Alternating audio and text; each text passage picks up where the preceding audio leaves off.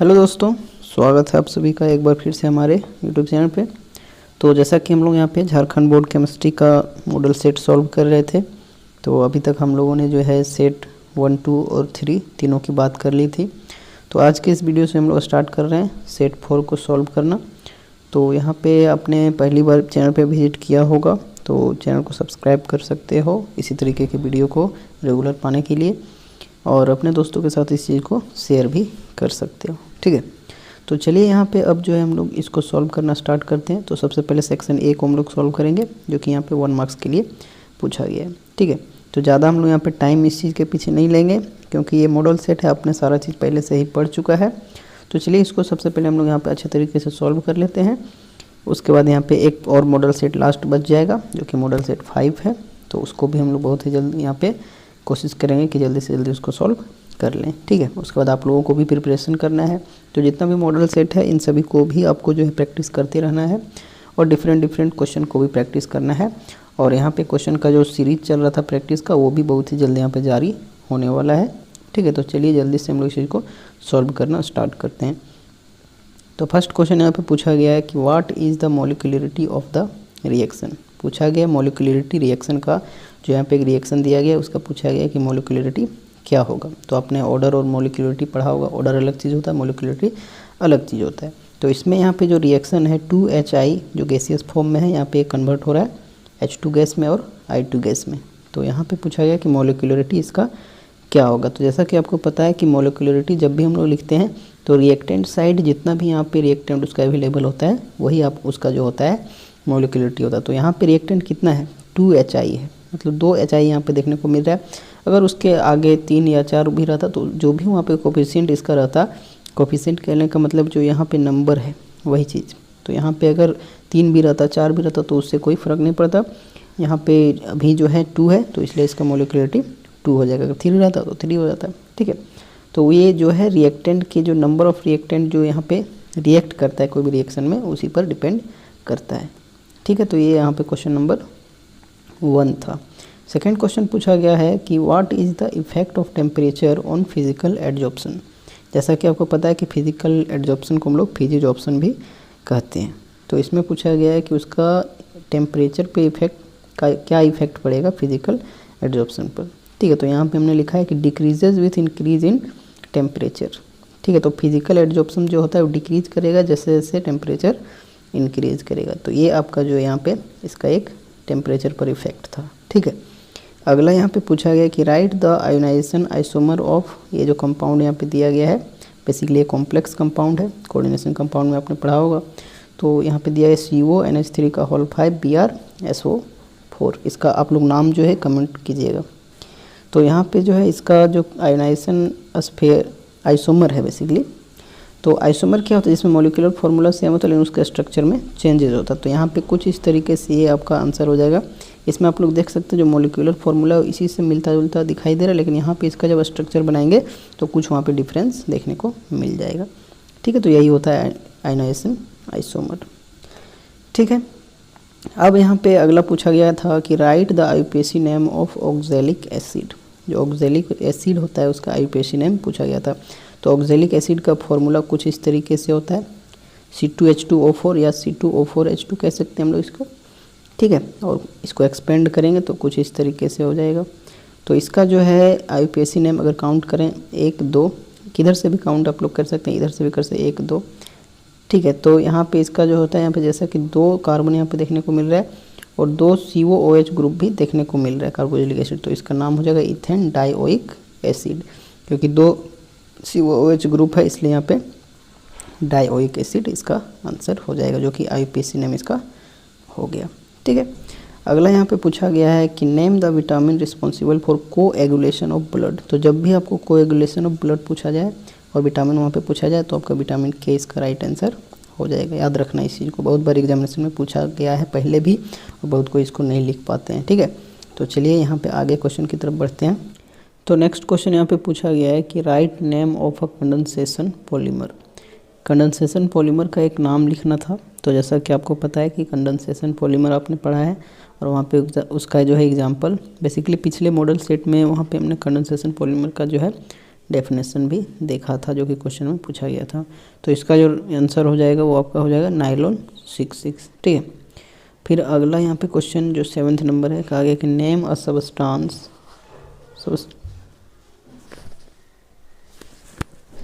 Name a substance which can be used as antiseptic as well as disinfectant. तो कहा गया कि एक सबस्टांस का नाम लिखना है जो कि एंटीसेप्टिक के जैसा भी यूज होता है और बेसिकली डिसइंफेक्टेंट के जगह पे भी यूज होता है। तो इसका जो एक कॉमन एग्जांपल है वो क्लोरोजाइलिनोल है, क्लोरोजाइलिनोल इसका एग्जांपल हो जाएगा। तो ये 1 मार्क्स के क्वेश्चंस थे। अब आगे यहाँ पे हम लोग बढ़ते हैं सेक्शन बी की तरफ। ठीक है, तो सेक्शन बी यहाँ पे जो कि आपका 3 मार्क्स के लिए, तो क्वेश्चन नंबर 8 की तरफ हम लोग यहाँ पे बढ़ते हैं। तो इसमें पूछा गया है कि difference between order and molecularity of reaction. ठीक है, तो ये चीज़ हमने जो है मॉडल सेट 2 में सॉल्व किया था, तो वहाँ पे आपने उस चीज़ को देख ही लिया होगा।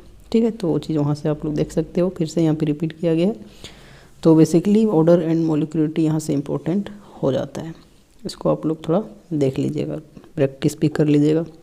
अगला पूछा गया कि distinguish between the term adsorption and absorption, give one example of each. तो एडजॉर्प्शन और एब्जॉर्प्शन में यहाँ पे जो है आपको डिफरेंस देखना है और इसके बीच यहाँ पे जो एग्जांपल भी है प्रत्येक के लिए, मतलब एडजॉर्प्शन के लिए और एब्जॉर्प्शन के लिए उसका एग्जांपल भी देखना है। तो चलिए यहाँ पे हम लोग इस चीज़ को सॉल्व करते हैं। तो जैसा कि यहाँ पे एक तरफ हमने एब्जॉर्प्शन लिख दिया, एक तरफ एडजॉर्प्शन। तो एब्जॉर्प्शन बेसिकली क्या होता है कि the phenomena in which the particles of gas और लिक्विड, वह फेनोमेना जिसमें पार्टिकल जो होता है गैस और लिक्विड का, गेट यूनिफॉर्मली डिस्ट्रीब्यूटेड होता है through the body of a solid. ठीक है, किसी भी सॉलिड के बॉडी पर जो है यूनिफॉर्मली डिस्ट्रीब्यूट होता है, उसी को हम लोग एब्जॉर्प्शन कहते हैं। कहता है it is a bulk phenomena, यह जो होता है बल्क फेनोमेना होता है। इसका एग्जांपल अगर यहाँ पे बात किया जाए तो इसका हो जाएगा अनहाइड्रस कैल्शियम क्लोराइड। वहीं अगर बात किया जाए एडजॉर्प्शन की, तो the phenomena of higher concentration of particle of gas और liquid on the surface then in bulk of the solid, मतलब जो सरफेस है उसके अलावा यहाँ पे बल्क में उसका जो है ज़्यादा रहेगा। ठीक है, तो यह जो होता है it is a surface phenomena, यह एक सरफेस फेनोमेना है। एग्जाम्पल की बात किया जाए तो सिलिका जेल इसका एग्जाम्पल हो जाएगा।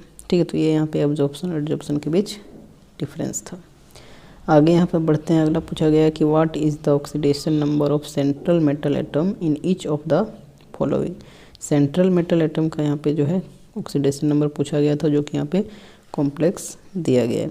तो फर्स्ट यहाँ पे था कि Pt(NH3)(Cl4). तो इसमें यहाँ पे जो आपका सेंट्रल मेटल है वो क्या हो जाएगा, प्लेटिनम हो जाएगा। तो इसका यहाँ पे ऑक्सीडेशन नंबर निकालेंगे, तो उसको सबसे पहले हम लोगों ने यहाँ पे x माना है। NH3 का 0 होता है तो 6 × 0, Cl का यहाँ पे -1, तो 4 × -1 इक्वल टू यहाँ पे 0। ठीक है, तो यहाँ पे हमारा बेसिकली हो जाएगा x - 4 = 0, इसलिए x = +4, मतलब जो प्लेटिनम है ये उसका वहाँ पे +4 ऑक्सीडेशन स्टेट आ जाएगा, जो कि एक सेंट्रल मेटल है। ठीक है, और यहाँ पे अगला जो है K3FeCN(6). तो ये क्वेश्चन बेसिकली इतना बार रिपीट कर दिया गया है कि बहुत ही ज़्यादा इंपॉर्टेंट ये चीज़ हो जाता है। तो यहाँ पे हम लोगों को निकालना है आयरन, जो Fe है उसका यहाँ पे वो चीज़, क्योंकि सेंट्रल मेटल एटम है। तो पोटेशियम का +1, तो 3 × +1 इसको x मानेंगे, 6 × Cn का होता है -1 = 0। तो यहाँ पे बेसिकली हमारा जब सॉल्व करेंगे तो x = +3 आ जाएगा, जो कि यहाँ पे आयरन का हो जाएगा। ठीक है, सबको आप आसानी से इस चीज़ को कर सकते हो। फिर NiCO4, ये चीज़ पीछे भी हम लोगों ने सॉल्व किया था, इसका नाम भी हमने लिखा था। तो इसका जो है यहाँ पे बेसिकली निकल आपका सेंट्रल मेटल एटम आ जाएगा। तो इसमें जो इसका क्या आ जाएगा, x = 0, इसका 0 ऑक्सीडेशन स्टेट होता है, या फिर ऑक्सीडेशन नंबर हम लोग बोल सकते हैं। तो ये क्वेश्चन यहाँ पे हो गया।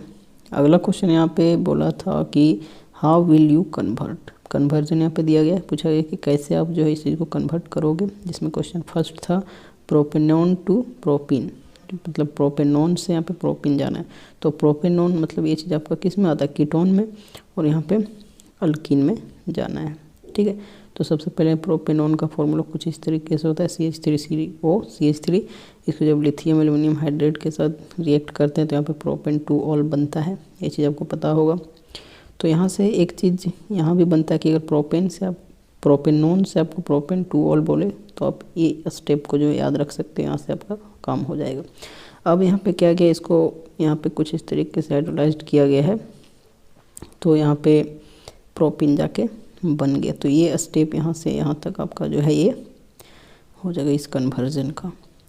अगला यहाँ पे पूछा गया है कि इथेनॉल से 3 hydroxy butanol, butanol basically aldehyde है, तो ये चीज़ आपको पता, मतलब अल्कोहल से एल्डिहाइड आपको बनाना है। तो आपने एल्डिहाइड के जो प्रिपरेशन में पढ़ा होगा अल्कोहल से, तो इसको ऑक्सीडेशन कराते हैं तो कुछ इस तरीके से एसिटाल्डिहाइड बनता है, ये आपका इथेनॉल CH3CH2OH। ठीक है, फिर यहाँ पे जो है इसका जब एल्डोल कंडेंसेशन कराते हैं तब जाके हमारा यहाँ पे क्या बनता है, कुछ इस तरीके से 3 हाइड्रोक्साइल ब्यूटेनॉल। ठीक है, तो ये स्टेप आपको जो है याद रखना है, ये आपका कन्वर्जन का है। तो कन्वर्जन के लिए आपको जो है सारा प्रिपरेशन जितना भी आपने पढ़ा है ऑर्गेनिक में उस सभी को याद रखना जरूरी है, क्योंकि कन्वर्जन आपका कहीं से भी आ सकता है आपके चैप्टर के हिसाब से। अगला यहाँ पे पूछा गया कि what are the hydrolysis product of, पूछा गया हाइड्रोलिसिस प्रोडक्ट, तो इसमें क्या क्या है। फर्स्ट आपका सुक्रोज, तो सुक्रोज को हाइड्रोलिसिस किया जाता है तो क्या क्या प्रोडक्ट बनता है। तो सुक्रोज का जब हाइड्रोलिसिस करते हैं किसके प्रेजेंस में, इन्वर्टेज के प्रेजेंस में, ये चीज़ भी याद रखना है। कभी कभी आपको यहाँ पे ब्लैंक स्पेस देकर इन सभी को पूछा जा सकता है 1 मार्क्स में। तो इन्वर्टेज में है तो यहाँ पे क्या बनेगा हमारा, ग्लूकोज और फ्रुक्टोज बनेगा, ये चीज़ आपको याद रखना है सुक्रोज का हाइड्रोलिसिस। अगला है लैक्टोज का हाइड्रोलिसिस। ठीक है, तो लैक्टोज बेसिकली हम लोग देखिए यहाँ पे जो ये फार्मूलाज है ना वो एक ही चीज़ आपको देखने को मिलेगा, लेकिन नाम आपका जो है डिफरेंट हो जाएगा। तो लैक्टोज का भी फार्मूला वही चीज़ होता है, इसको जब हाइड्रोलिसिस करते हैं तो इसका जो यहाँ पे प्रेजेंस होता है लैक्टेज होता है, LACTASE लैक्टेज। तो यहाँ पे ग्लूकोज और लैक्टोज बनता है हाइड्रोलिसिस के बाद। माल्टोज का भी यहाँ पे वही चीज़ हो जाएगा, इसको हाइड्रोलिसिस करेगा माल्टेज के प्रेजेंस, मतलब इन सभी का जो प्रेजेंस इसको आप आसानी से याद रख सकते हैं। मतलब लैक्टोज मतलब लैक्टेज, माल्टोज मतलब माल्टेज। तो यहाँ से 2 जो है प्रोडक्ट ग्लूकोज का बन जाता है। तो ये आपका जो है यहाँ पे हाइड्रोलिसिस प्रोडक्ट था इन सभी का। आगे बढ़ते हैं, अगला यहाँ पे पूछा गया है कि define the term polymerization. Polymerization को डिफाइन करना है, differentiate between natural and synthetic polymer with example. साथ ही साथ यहाँ पे आपको जो है नेचुरल और सिंथेटिक पॉलीमर को भी जो है डिफ्रेंशिएट करना है, उनमें क्या डिफरेंस है एग्जाम्पल के साथ। तो पॉलीमराइजेशन बेसिकली क्या होता है, कहता है it is a process of formation, यह प्रोसेस होता है फॉर्मेशन का किसी का of higher molecular mass polymer, higher molecular mass polymer के फॉर्मेशन का प्रोसेस होता है फ्रॉम 1 और मोर मोनोमर्स। बेसिकली वही चीज़ बोला गया है कि एक से अधिक मोनोमर जो होता है उन सभी को जब यहाँ पे लिंक करते हैं एक दूसरे के साथ तो वहाँ पे जो है रिपीटिंग स्ट्रक्चर बनता है और वहीं से हमारा जो है पॉलीमर का निर्माण होता है, किसके साथ, यहाँ पे कोवैलेंट बॉन्ड के साथ वहाँ पे अटैच्ड होता है। ठीक है, तो वही चीज़ हमारा जो है पॉलीमराइजेशन होता है। तो ये चीज़ यहाँ पे पूछा गया था। फिर आगे इसी में पूछा गया था कि नेचुरल और सिंथेटिक पॉलीमर के बीच यहाँ पे जो आपको डिफरेंस बताना और उसका कुछ एग्जाम्पल। ठीक है, 1 एग्जाम्पल 2 एग्जाम्पल हम लोग दे सकते हैं। तो नेचुरल पॉलीमर एक तरफ लिखे हैं, एक तरफ हमारा सिंथेटिक पॉलीमर, तो आपने इस चीज़ को पढ़ा भी होगा। तो नेचुरल पॉलीमर बेसिकली क्या होता है कि these are high molecular mass macromolecules which are prepared in laboratory. यह जो होते हैं हाई मोलिकुलर मास वाले मैक्रोमोलिक्यूल्स होते हैं जिसको हम लोग लेबोरेटरी में प्रिपेयर करते हैं। ठीक है, बेसिकली ये नेचुरल ही होते हैं एक तरह से। तो इसका एग्जाम्पल की बात की जाए तो प्रोटीन्स हो जाते हैं और न्यूक्लिक एसिड हो जाते हैं। वहीं पे अगर सिंथेटिक पॉलीमर, जैसे कि सिंथेटिक मतलब यहाँ पे सिंथेसिस से रिलेटेड कुछ यहाँ पे बात देखने को मिले जिसको हम लोग खुद से तैयार कर सकते हैं। तो कहा गया कि these are man maded high molecular mass molecules prepared in laboratory. यह जो होते हैं मनुष्य के द्वारा ही बनाए जाते हैं। ठीक है, ये जो यहाँ पे पॉलीमर्स होते हैं तो ये सबसे पहले तो मनुष्य के द्वारा ही बनाया गया होता है और उसी में यहाँ पे जो है उसको फिर से जो है लेबोरेटरी में तैयार कर सकते हैं इस चीज़ को, जैसे कि पॉलीथीन हो गया, नायलॉन हो गया। ठीक है, तो ये हमारा जो है सिंथेटिक पॉलीमर होता है। यहीं पे हमारा एग्जांपल भी हो गया।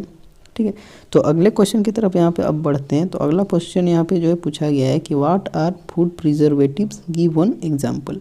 कि खाद्य संरक्षक, फूड प्रिजर्वेटिव को हम लोग क्या कहते हैं हिंदी में, खाद्य संरक्षक। मतलब जो खाद्य पदार्थ होता है, खाने वाले सामान होते हैं, उनको हम लोग किस तरीके से जो है संरक्षित कर सकते हैं, प्रिजर्व कर सकते हैं और अच्छे तरीके से उसको ख़राब होने से बचा सकते हैं। तो वही चीज़ बोला गया है कि फूड प्रिजर्वेटिव्स क्या होते हैं। तो वहीं पे है कि the chemical substances which are added to the food materials. ठीक है, कुछ केमिकल सब्सटेंसेज होते हैं ऐसे कि जिनको फूड मटेरियल के में जो है उसको हम लोग ऐड कर देते हैं टू प्रिवेंट देयर स्पॉइलेज, उसके ख़राब होने से, मतलब उस चीज़ को बचाता है। And to retain their nutritive value, उसका जो न्यूट्रिटिव वैल्यू होता है, उसका न्यूट्रिशन जो उसमें पाया जाता है उसके वैल्यू को भी हम लोग जो है लॉन्ग पीरियड तक जो है बनाए रख सकते हैं, उसको ख़राब होने से बचा सकते हैं। उसी को हम लोग फूड प्रिजर्वेटिव्स कहते हैं। किसको? उन केमिकल्स को फूड प्रिजर्वेटिव कहते हैं, मतलब भोजन को जो बचाने का काम करता है, मतलब ख़राब होने से, तो उसी को हम लोग फूड प्रिजर्वेटिव कहते हैं। जैसे कि एक एग्जांपल यहाँ पे हो गया सोडियम बेंजोएट। ठीक है, सोडियम बेंजोएट का यूज़ करके हम लोग जो खाद्य पदार्थ होते हैं, खाने वाले सामान, तो उन सभी को जो है प्रिजर्व कर सकते हैं। ठीक है, तो ये क्वेश्चन यहाँ पे था, और ये चीज़ बेसिकली आपका जो जैक बोर्ड में पीछे भी पहले कुछ साल पहले भी जो ये सभी पूछा ही जा चुका है, तो इसको आप लोग ध्यान में रखिएगा। तो ये हमारा यहाँ पे जो है सेक्शन बी हमारा कंप्लीटली सॉल्व हो चुका है। ठीक है, अब हम लोग जो है सेक्शन सी की तरफ बढ़ेंगे, जहाँ पे हमारा जो लॉन्ग आंसर आता है। तो इसमें जो आपको 5 में से कोई 3 ही लिखना होगा। तो यहाँ पे फर्स्ट क्वेश्चन तो दिया गया है कि derive integrated rate equation for a first order reaction. तो पिछले वीडियो में मैंने आपको बताया भी था कि हम लोग जो है अगले सेट में जो है उसको डिराइव करेंगे इंटीग्रेटेड रेट इक्वेशन उसका। ठीक है, किसका? First order reaction. तो ये चीज़ है। तो सबसे पहले तो हम लोग जो है यहाँ पे सॉल्व कर रहे थे, इसमें जो है 15 में बी नंबर भी क्वेश्चन है, तो वो चीज़ आगे है। तो सबसे पहले हम लोग इसको जो है सबसे पहले इंटीग्रेट रेट इक्वेशन जो है एक्सप्रेशन इसका फर्स्ट ऑर्डर का निकाल लेते हैं। तो यहाँ पे कुछ इस तरीके से हम लोग माने कि लेट ए से जा रहे हैं, यहाँ पे जो गिव्स कर रहा है प्रोडक्ट, ये हमारा रिएक्टेंट है, और बी हमारा वहाँ जो है प्रोडक्ट बन रहा है। वहीं पे जब dx/dt इसका अगर हम लोग देखें तो यहाँ पे क्या हो जाएगा, के रेट लॉ इसका हो जाएगा, और ए का पावर 1, क्योंकि फर्स्ट ऑर्डर के लिए, मतलब that is it is first order reaction, यह जो है फर्स्ट ऑर्डर रिएक्शन है। अगेन हम लोग मानते हैं कि मोलर कंसंट्रेशन जो ए का है वो x0 मोलर है यहाँ पे, कब?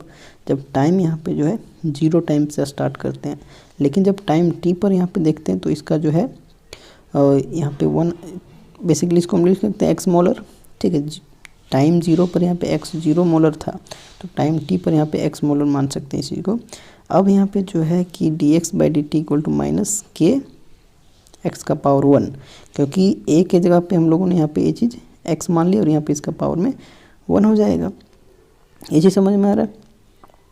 अब यहाँ पे कुछ इस तरीके से ये चीज़ जो है कि जहाँ पे नेगेटिव साइन, ये नेगेटिव साइन आपको लग रहा होगा कि ये चीज़ क्या है, तो जहाँ पे नेगेटिव साइन शो करता है decrease in concentration of reactant with time, क्योंकि कंसंट्रेशन जो रिएक्टेंट के साइड, जैसे कि यहाँ पे मान लीजिए कुछ इस तरीके से, ये हमारा यहाँ पे रिएक्टेंट था, यहाँ पे प्रोडक्ट बना, तो यहाँ से कंसंट्रेशन डिक्रीज हो रहा है, इसमें इंक्रीज हो रहा है, तो इस पर क्या आता था, नेगेटिव चार्ज आता था। ठीक है, तो वही चीज़ है कि नेगेटिव साइन यहाँ पे शो कर रहा है डिक्रीज इन कंसंट्रेशन जो रिएक्टेंट का है टाइम के साथ। इसलिए अगर यहाँ पे हम लोग देखें कि dx/dt इक्वल टू माइनस के x का पावर 1, बेसिकली x हम लोग बोल सकते इक्वेशन 1 मान सकते हैं इसको, या फिर हम लोग जो है dx और x को अगर यहाँ नीचे ले आएँ तो dx/x हो जाएगा और माइनस के dt आ जाएगा। अब इक्वेशन 2 को हम लोग क्या करते हैं, इंटीग्रेट कर देते हैं कुछ इस तरीके से। तो इंटीग्रेशन में आपने पढ़ा ही होगा कि 1/x dx का इंटीग्रेशन क्या होता है, log x होता है, तो यहाँ पे विथ बेस e हो जाएगा, log x with base e equal to minus, यहाँ पे k जो है कांस्टेंट हो चीज़ बाहर आ जाएगा, t का यहाँ पे t होता है प्लस c। तो ये आपका जो इंटीग्रेशन का पार्ट था, ये चीज़ आप लोग देख सकते हैं, जहाँ पे c क्या है, इंटीग्रेशन कांस्टेंट, ये चीज़ आपने पढ़ा होगा। अब यहाँ है कि टू इवेल्युएट c, अगर हमको c कैलकुलेट करना है तो let us consider rate of reaction at t=0। तो मानना पड़ेगा हम लोगों को कि जो रेट ऑफ रिएक्शन है वो t=0 है, तो यहाँ पे x इक्वल टू क्या हो जाएगा, x0 हो जाएगा। ये चीज़ तो आ रहा है आपको समझ में। और यहाँ पे जो है log x0, यहाँ पे जहाँ पे x था, जहाँ x था वहाँ पे हम लोग क्या लिख सकते हैं, x0। और यहाँ भी हमारा जो है कुछ इस तरीके से टाइम था माइनस के टी, तो टाइम यहाँ पे t=0 ले रहे हैं, तो ये चीज़ हमारा आ जाएगा। इसलिए log x0 with base e equal to आ जाएगा c, या फिर इसी को हम लोग जो है रिवर्स कर सकते हैं कि c इक्वल टू इतना, तो ये हमारा c का वैल्यू आ गया है, मतलब c बराबर log x0, या फिर x0 बोल सकते हैं उसको, विथ बेस e। ये हमारा इक्वेशन 4 आ जाएगा। अब जो है इक्वेशन 3, यहाँ पे जो इक्वेशन ये चीज़ आया है, समझ में आ रहा है ये चीज़, उसको यहाँ पे इक्वेशन 4 को दोनों को हम लोग कंपेयर करके यहाँ पे कुछ इस तरीके से फ्रॉम इक्वेशन 3 एंड 4 से देखेंगे, तो यहाँ पे क्या आ जाएगा, log x, ये चीज़ तो हमारा यहाँ पे जो है इक्वेशन 3 में जैसा कि यहाँ पे है, और जो यहाँ पे c के जगह पे है, तो c का वैल्यू हम लोग निकालें, तो वही चीज़ यहाँ पे हम लोग पुट करेंगे कि log x with base e equal to minus K T ऊपर में था इक्वेशन 3 में, और यहाँ पे c जो इक्वेशन 3 में था उसके जगह पे हमने ये चीज़ जो है रख दिया है।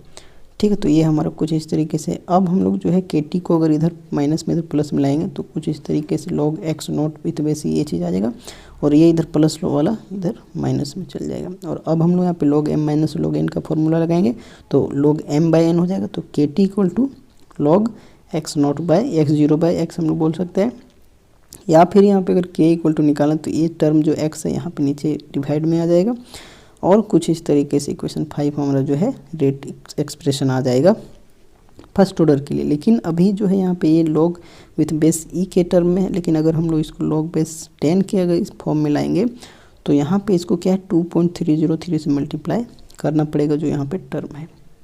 ठीक है, तो ये अब हमारा जो है log विथ बेस 10 के फॉर्म में आ चुका है। ये दोनों ही हमारा जो है रेट लो एक्सप्रेशन है फर्स्ट ऑर्डर रिएक्शन के लिए। वहीं पे अगर बात करें तो वही चीज़ लिखा गया कि this is integrated expression for rate constant of first order reaction, क्योंकि रेट कांस्टेंट से ही यहाँ पे हम लोग इसका इंटीग्रेटेड वैल्यू निकालें। वहीं पे अगर टाइम जो इसका हाफ लाइफ पीरियड का अगर बात किया जाए फर्स्ट ऑर्डर के लिए तो टी हाफ इक्वल टू, जब इसका और एक्सप्रेशन है, लेकिन मैंने इस चीज़ को यहाँ पे आप लोगों के बस समझने के लिए, ये क्योंकि इंपॉर्टेंट टर्म है इससे ऑब्जेक्टिव भी पूछा गया है तो इसलिए ये चीज़ यहाँ पे लिख दें। तो यही सब चीज़ से यहाँ पे जो ये इक्वेशन आया था। तो ये आपका जो half life reaction first order के लिए T half equal to 0.693 divided by K. तो ये यहाँ पे इंटीग्रेशन जो इसका था, यहाँ पे आप लोग देख सकते हैं integrated rate equation first order के लिए। ठीक है, एक दो बार आप लोग प्रैक्टिस कीजिए, मैथमेटिकल टर्म है आपको आसानी से समझ में आ जाएगा। और यहाँ से क्वेश्चन जो है बेसिकली पूछे ही जाते हैं, कभी कभी जीरो ऑर्डर का भी पूछा जाता है। तो अगर हमारे सेट में कहीं भी होगा तो उसको हम लोग देखेंगे, नहीं तो आपने तो चैप्टर में पढ़ा ही होगा। अब बी नंबर इसका जो क्वेश्चन है उसमें हम लोग आगे बढ़ते हैं। यहाँ पे पूछा गया कि a first order reaction is found to have rate constant K equal to इतना। फर्स्ट ऑर्डर रिएक्शन है जिसमें रेट कांस्टेंट का पाया गया है कि के इक्वल टू इतना दिया गया है, तो इसमें जो है उसका हाफ लाइफ कैलकुलेट करना। तो यही यहाँ पर फॉर्मूला यूज होने वाला है। पीछे भी इस चीज़ को हम लोग देखें तो for half life of first order reaction T half equal to ये फार्मूला हमारा हो जाएगा। यहाँ पे हम लोग इस चीज़ को पुट करेंगे तो ओवरऑल जब आप लोग कैलकुलेट कीजिएगा तो टी हाफ आपका जो है 1.6 × 10 का पावर 13 सेकेंड आ जाएगा। तो ये क्वेश्चन यहाँ पे था इसका सॉल्यूशन। अब जो है अगले क्वेश्चन की तरफ बढ़ते हैं। Complete the following reaction. यहाँ पे रिएक्शन दिया गया था जिसमें जो रिएक्टेंट साइड दिया था, लेकिन प्रोडक्ट आपको जो है उसका लिखना था। तो फर्स्ट यहाँ पे आप लोग देख सकते हैं कि फर्स्ट क्वेश्चन कुछ इस तरीके से था कि C2H4 को O2 के साथ रिएक्ट किया गया तो यहाँ पे क्या बनेगा। तो C2H4 हमारा क्या होता है, इथीन होता है। हम लोग ऐसे पढ़े हैं ना कुछ इस तरीके से, C2H2 ये हमारा होता है इथीन होता है, ठीक है ना। तो वही चीज़ बोला गया कि सब जब C2H2 को हम लोग O2 के साथ रिएक्ट करते हैं तो क्या बनता है। तो जब C2H4 को हम लोग C2H4 है बेसिकली, सॉरी C2H4 को हम लोग जब 3O2 के साथ रिएक्ट करेंगे तब यहाँ पे कार्बन डाइऑक्साइड और H2O बन जाएगा। अब इसको आप लोग देख सकते हैं यहाँ सारा चीज़ बैलेंस ही है। जैसे कि अगर बात करें बैलेंस है कि नहीं, इसको चेक करते हैं तो इधर कार्बन 2 है, इधर भी कार्बन 2 है, ऑक्सीजन 2 दूनी 4 और इधर 2 6। तो यहाँ पे देख सकते हैं ऑक्सीजन 3 × 2 6 हो गया, हाइड्रोजन कितना हो गया 2 × 2 4 हो गया और H4। तो ये चीज़ हमारा बैलेंस है, ठीक है। अगला यहाँ पे जो है उसमें पूछा गया CaF2 उसको H2SO4 के साथ रिएक्ट करें तो यहाँ पे क्या बनेगा। तो CaF2 जिसको हम लोग कैल्शियम फ्लोराइड कहते हैं, जो सॉलिड स्ट्रक्चर में अपने सॉलिड स्टेट चैप्टर में इस चीज़ को पढ़ा भी होगा। H2SO4 जो सल्फ्यूरिक एसिड है, एक्वस बेसिकली यहाँ पे बोल सकते हैं। तो यहाँ पे जब इसका रिएक्शन होगा तब क्या बनेगा, तो यहाँ पे CaSO4 बनेगा और 2HF बनेगा। अब देख सकते हैं हम लोग बैलेंस है कि नहीं, Ca कैल्शियम इधर भी Ca, S जो है इधर 1 है तो इधर भी S 1 है, H2 यहाँ पे 2H है तो यहाँ भी 2H है। अगर फ्लोरीन की बात करें तो 2, तो इधर भी फ्लोरीन 2 है। अब ऑक्सीजन की बात करें तो यहाँ भी 4 है, यहाँ भी 4 है। तो मतलब ये चीज़ बैलेंस है हमारा। तो आपको यहाँ पे जितना भी है सब बैलेंस करके मैंने लिख दिया है। आपको बस जब एग्जामिनेशन में अगर CaF2 + H2SO4 आ जाए तो आपको बस ये चीज़ आपको याद रखना, आसानी से आप लिख कर ही आओगे, क्योंकि पी ब्लॉक एलिमेंट का ये जो रिएक्शंस है इसको बहुत ही पूछा ही जाता है एग्जाम से। अब जो है अगला क्वेश्चन SO3 + H2O है। तो जब भी आपको पता है कि SO3 जो सल्फर ट्राइऑक्साइड को H2O के साथ रिएक्ट करते तब जाके वहाँ पे सल्फ्यूरिक एसिड का निर्माण होता है। ये तो आपका बैलेंस ही है। अगला जो यहाँ पे कि I2 + 6H2O + 5Cl2, तो यहाँ पे इसका प्रोडक्ट क्या बनेगा। तो कुछ इस तरीके से जब इसको हम लोग रिएक्शन कराएंगे तो यहाँ पे आयोडिक एसिड बनता है। आयोडिक एसिड आपको याद रखना है, HiO3 को हम लोग क्या कहते हैं, आयोडिक एसिड प्लस HCl बनेगा। ठीक है, अगला यहाँ पे कि 4Al, बेसिकली Al ही है प्लस O2 है। ठीक है, जब रिएक्शन बैलेंस हुआ तब जाके ये चीज़ हुआ था, तो Al2O3 यहाँ पे बन जाता है। तो ये चीज़ हमारा बैलेंस केमिकल इक्वेशन है। ठीक है, तो ये चीज़ यहाँ पे बहुत ही इंपॉर्टेंट था, जो कि इनऑर्गेनिक्स से इसमें बहुत ज़्यादा जो है लोग गलती करते हैं, तो इसको आप लोग आसानी से याद रखिएगा। और ये जो यहाँ पे रिएक्शंस है वो यही रिएक्शन आपको जो एग्जामिनेशन में भी देखने को मिलेगा, इसमें कुछ भी अंतर आपको देखने को नहीं मिलेगा।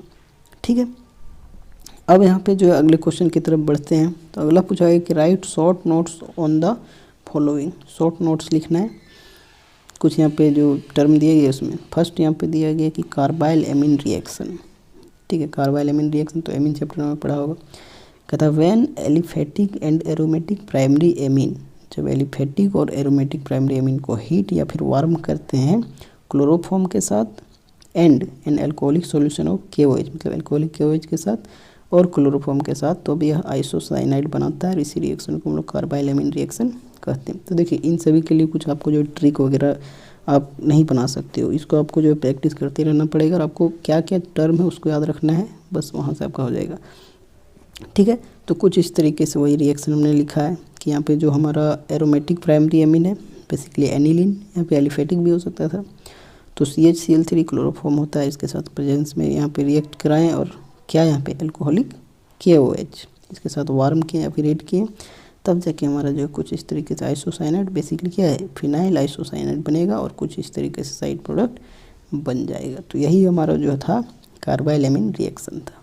ठीक है, आगे यहाँ पे जो है स्टीफन रिडक्शन पूछा गया है। तो यहाँ पे कि the hydrolysis of alkyl cyanide और नाइट्राइल विथ स्टेनस क्लोराइड के साथ and hydrochloric acid in absolute ether. ठीक है, कुछ एब्सोल्यूट यहाँ पे ईथर होगा उसके साथ, तब यहाँ पे क्या बनाएगा एल्डिहाइड बनाएगा, तब जाके एल्डिहाइड बनाएगा। इसी को हम लोग स्टीफन रिडक्शन कहते हैं। ठीक है, इसी को आपको याद रखना है। कुछ इस तरीके से रिएक्शन यहाँ पे हो जाएगा हाइड्रोलिसिस अल्काइल साइनाइड का किसके साथ SnCl2 और HCl, और जो है यहाँ पे एब्सोल्यूट ईथर है। SnCl2 बेसिकली स्टेनस क्लोराइड हो गया और HCl हमारा हाइड्रोक्लोरिक एसिड। तो कुछ इस तरीके से सबसे पहले ये चीज़ एक टर्म यहाँ पे बनेगा, इसको जब हाइड्रोलिसिस किया गया तब जाके हमारा एल्डिहाइड जो है इथेनॉल बना है। तो ये कुछ इस तरीके से आपको जो ये चीज़ याद रखना है, आपको ये सब याद करना ही होगा, नहीं तो आप बार बार इस चीज़ को भूल जाओगे। ठीक है, प्रैक्टिस करते रहिएगा। अगला यहाँ पे sulphonation of aniline, sulphonation of aniline. तो ये चीज़ क्या होता है, कहता है when aniline is heated with sulphuric acid. जब एनिलीन को जो होता है उसको हम लोग सल्फ्यूरिक एसिड से रिएक्ट करते हैं तब यह बनाता है एनिलीनियम हाइड्रोजन सल्फेट। ये चीज़ तो पहला टर्म हो गया। फिर जो एनिलीनियम हाइड्रोजन सल्फेट बना है उसको हम लोग हीट करते हैं सल्फोनिक एसिड के साथ। ठीक है,